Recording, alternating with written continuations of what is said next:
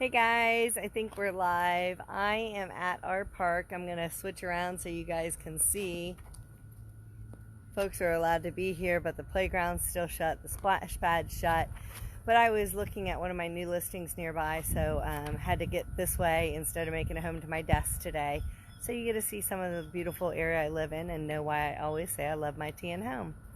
So today we're talking about fair housing and really watching your mouth and watching your language, because there are things that we can and can't say when you're listing your home, and sometimes people don't understand why that is problematic. Hey Cynthia, I hope you're doing well. I haven't seen you forever.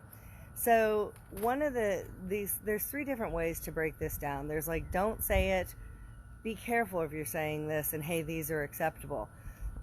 So I had a house that was out and had a lot of fishing and hunting, and I actually had to go back and change my listing after I was doing the prep, because I couldn't say sportsman's dream, hunter's, whatever. I could say hunter's paradise, I could say fisher's, great for fishing, but when you're doing the sportsman, the handyman special, then that gets into gender specific issues. So you could say, like I said, a hunter's paradise, great for hunting and fishing, a fixer-upper, those kinds of languages. So some of the ones that people need to use caution with and really just end up avoiding altogether: a gentleman's farm, or grandma's house, the handyman's special, ideal for or perfect for. Hey Lance, hey Nicole. So mother-in-law apartment.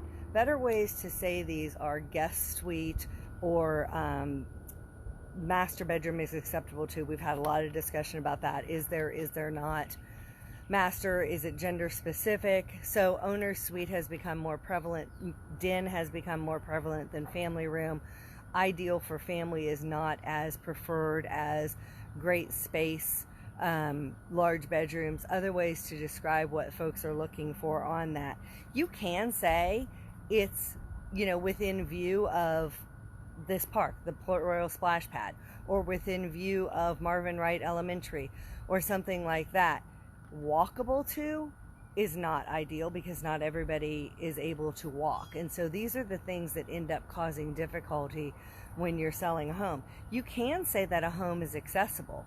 Maybe it's got 3-foot wide doorways, which are ADA compliant, or some things like that, or it doesn't have a lot of stairs to get into it, or it's got elevators, or it's got other features that make it accessible for other types of differently abled people. You can say it's a desirable neighborhood. Domestic quarters, like I was saying, instead of a nanny's quarters. Nanny's quarters is not a good way to say those. So when you're looking at homes and you're sometimes like, well, why are they saying that?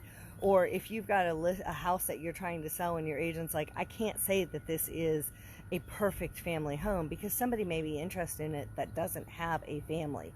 So if you're interested in knowing more about fair housing, you can go and look at that on the HUD website. They've got a list of things that you can and can't say.